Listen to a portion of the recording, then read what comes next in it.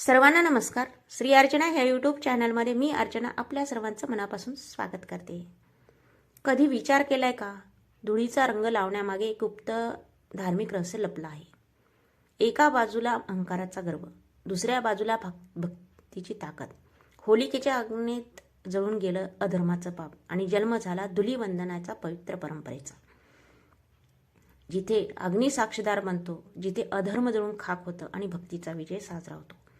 हा पवित्र दिवस म्हणजे धुलीवंदन.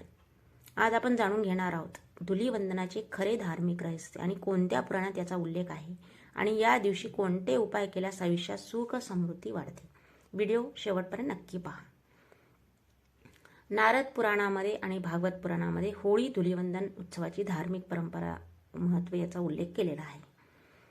धुलीवंदन हा होळी पौर्णिमेनंतरचा दुसरा दिवस आहे, पवित्र दिवस आहे. या दिवशी वाईट शक्तीचा नाश आणि चांगुलपणाचा विजय साजरा केला जातो.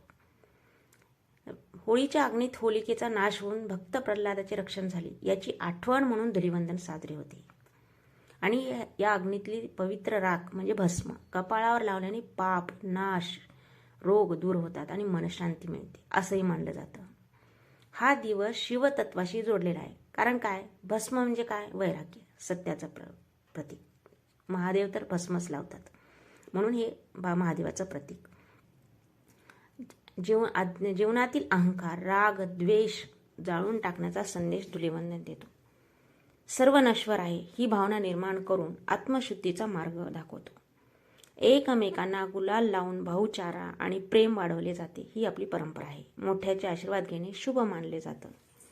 हा दिवस आपल्याला सांगतो अधर्म कितीही बलवान असला तरी भक्ती समोर तो टिकत नाही. धुलीवंदन हा रंग खेळण्याचा दिवस असतो, त्यासोबतच आत्मशुद्धीचा सुद्धा दिवस असतो. होळीच्या अग्नीमध्ये आपण राग अहंकार द्वेष वाईट सवय जाळायचे असतात. अग्नीतील भस्म कपाळावर लावल्याने काय होतं की नकारात्मक ऊर्जा दूर होते, रोग ताप कमी होतात, मन शांत होते. धुलीवंदनाच्या दिवशी काय करायचं असतं, काय करतात की लोक एकमेकांना गुलाल लावतात, मिठाई वाटतात, जुनं विसरून जाऊन नव्या नात्यांची सुरुवात करतात. ग्रामीण भागामध्ये काय होतं की शेतकरी नवीन पीक येण्यासाठी देवाला धन्यवाद देतात. घरातील मोठ्यांचे पाय धरून आशीर्वाद घेणे फार शुभ मानले जाते. हा विषय सांगतो प्रेम एकता आणि संस्कृती जपण्याचा संदेश. या दिवशी धुलीवंदनाच्या दिवशी एकमेकाला रंग लावून रंगसुद्धा खेळले जातात. मुख्यतः गुलाल जास्त खेळला जातो आणि हे धुलीवंदन जास्त करून मथुरेमध्ये वृंदावनामध्ये जास्त खेळलं जातं. असं महाराष्ट्रात तर खेळलं जातंच, पण मथुरेमध्ये जास्त हे रंग खेळलं जातं. धुलीवंदनाच्या दिवशी असे काही खूप असे उपाय पण आहेत. मी एक छोटासा उपाय इथं सांगते, तो करून बघायचा. तो प्रभावी पण आहे आणि तो उपाय म्हणजे काय, तो उपाय मी सांगते. धुलीवंदनाच्या दिवशी हा सोपा उपाय करायचा. होळीच्या भस्माचा छोटासा कण घ्यायचा आणि मनात एक इच्छा धरून कपाळावर लावायचं. आपली कोणती जी मनोकामना आहे ती इच्छा आपण मनात बोलायची, देवासमोर बोलायची. आपण देवराच्या समोर येऊन ती देवासमोर व्यक्त करायची. आणि मनात बोललं तरी चालेल किंवा देवासमोर व्यक्त केलं तरी चालेल. आणि तो मंत्र म्हणायचा तो कपाळावर लावताना भस्म, ओम नमो भगवते वासुदेवाय. याच्यामुळे काय होतं की संकट दूर होतात आणि घरात सकारात्मक ऊर्जा वाढते. भस्म लावताना हा मंत्र हा ओम नमो भगवते वासुदेवाय हा मंत्र म्हणायचा भस्म लावताना. आणि त्याच्यामुळे काय, आणि दुसरा एक मंत्र आहे ओम नमः शिवाय. यामुळे काय होतं, मन शुद्ध होते आणि नकारात्मकता निघून जाते.